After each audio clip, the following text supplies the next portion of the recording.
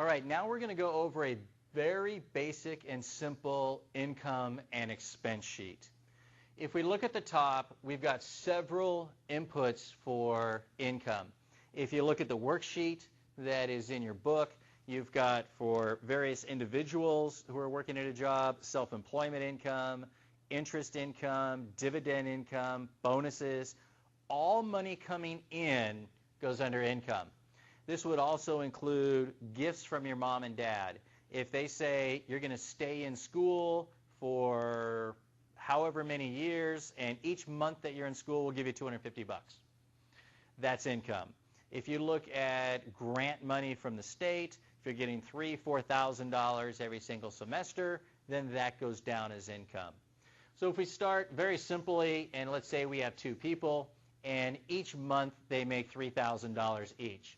So we're going to take $3,000 plus $3,000, and we're going to assume they have no other income, no interest income, no dividends, no bonuses, whatever. We're just going to add that across. Total income, $6,000 for the month. And then we're going to look at taxes. How much got taken out in Social Security tax, federal tax, state tax.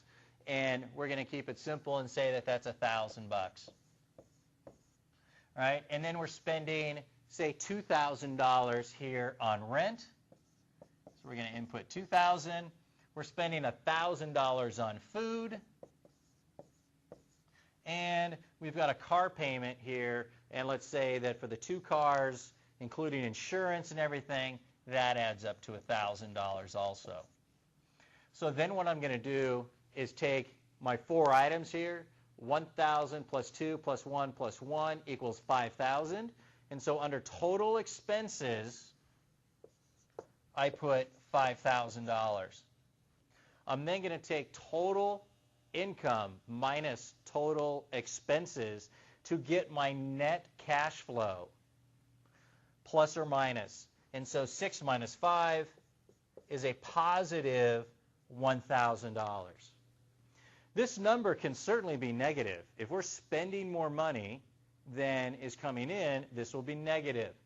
So let's change a few things. Let's say they move to a little bit nicer place, and they're spending $3,000 a month, and they get a nicer car, and all of a sudden that goes to $1,500. Now we add this up. We've got $4,000, $5,000, $6,500 in expenses. And I've got a negative $500 in cash flow. In other words, I'm going in the hole every single month by $500.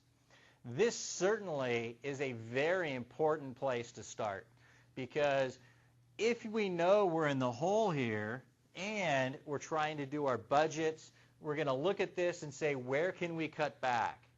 You know, how can I change this to a positive number? Taxes probably don't have a heck of a lot of control over.